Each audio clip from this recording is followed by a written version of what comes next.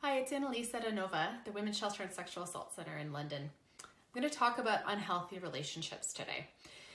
So what is an unhealthy relationship? It's overall one that kind of brings you down more than it brings you up. It sort of often will feel like you're sort of enabling the worst in each other.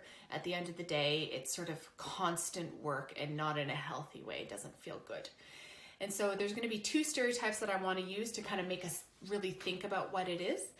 So the first stereotype in terms of an unhealthy relationship is that, at the end of the day, it's both of our faults. So say we're yelling in a big fight. Well, we both yelled, so it's both of our mutual sort of responsibility and our fault, and we're both unhealthy. It's no one's fault at the end of the day. In reality, when we think about that yelling situation, in an unhealthy relationship, there's usually one person that's benefiting and one person that's feeling really badly and reflecting on what they can do in the future so that that doesn't happen. They might apologize pretty quickly.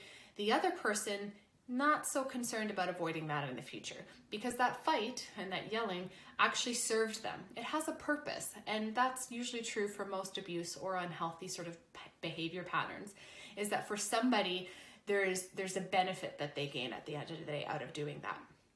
Another stereotype that's helpful to think about is one where, love hurts.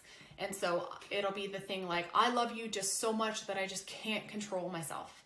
And love does hurt in the sense that we hurt the people we love the most, but that's because we're connected the most. And for a really healthy relationship, what that usually does is it makes me not want to hurt the people I love, makes me want to constantly try to be better and not hurt them. In an unhealthy relationship, what that does is it's kind of like an excuse. It's like, well, I love you so much, I'm going to hurt you. Sorry. And in reality, that's just not true. There's always choice in that. And so 3 choice moments as an example is that, let's say they are hurting or they're making sort of really unhealthy patterns in your relationship. Well, they are doing that to you and they're not doing that, let's say, to their mother or their best friend, both of whom they love. So there's choice involved in that. Let's say they're sort of turning an argument on you and making it all your fault. They'll tend to do that at home rather than doing that at a party or at a restaurant. So there's choice in where they do it. And if it does get physical in the sense that, let's say they throw somebody's phone and smash it, or they shove a bunch of stuff off of a desk, it'll usually be your stuff. It will usually not be their stuff. They won't destroy their own things. And there's choice in that. So those 2 stereotypes helped us to start to see the reality of an unhealthy relationship. It isn't equal. There's somebody that gains more and somebody that's more concerned about sort of making it not happen. And number 2, there's choice. Even if they love you, there's always choice. So I'm going to take the next little bit with some reflection questions. Feel free to pause the video, but think about these in your relationship and think about which ones might make you feel uncomfortable a little if they do. Number 1. How does your partner make you feel about yourself? At the end of the day, they should make you feel, if not the same, a little better than you did before the relationship. They definitely shouldn't make you feel worse.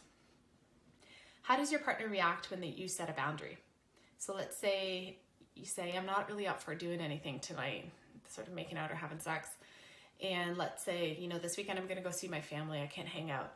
Do they get angry or are they disappointed but they understand? Number 3, how does your partner talk about their exes? It's a loaded one, but think about how that feels and what that looks like. Number 4, do you believe that there's certain duties that they expect of you, and how does that feel if you don't meet them? So if you have to respond to a text in a certain amount of time because otherwise that they're going to start to feel jealous and they might get angry. Or you have to place them number 1 above everybody else. So if it's a conflict between seeing your best friend and seeing them, you have to see them. Otherwise, what happens? And what does that feel like? Number 5, have you ever left a disagreement feeling like everything kind of got turned around on you and you're really not sure how you got there? So let's say you brought forward a criticism, something that they've done that really hurts you, and you want to talk about how that hurts you and bring that up. But at the end of the day, they kind of turn that around on you and they start criticizing you back and not hearing you, and you don't understand how we got there. So what happens in a disagreement? What happens when you bring forward an issue? How does that conversation play out? And kind of linked to that, how do they handle arguments? So at the end of the day, do they think of it as like there has to be a winner and a loser, and they have to be the winner and they have to use all these different ways to make sure that they get that and never you? Or is there a sense of like, collaboration or compromise, and sort of arguments are going to happen and they're uncomfortable, but like we work through them and it's not always about you winning at my expense? So give those some thought. As always, we're here at Anova to talk any of this through. Our crisis and support line is available 24/7, 519-642-3000. Thanks.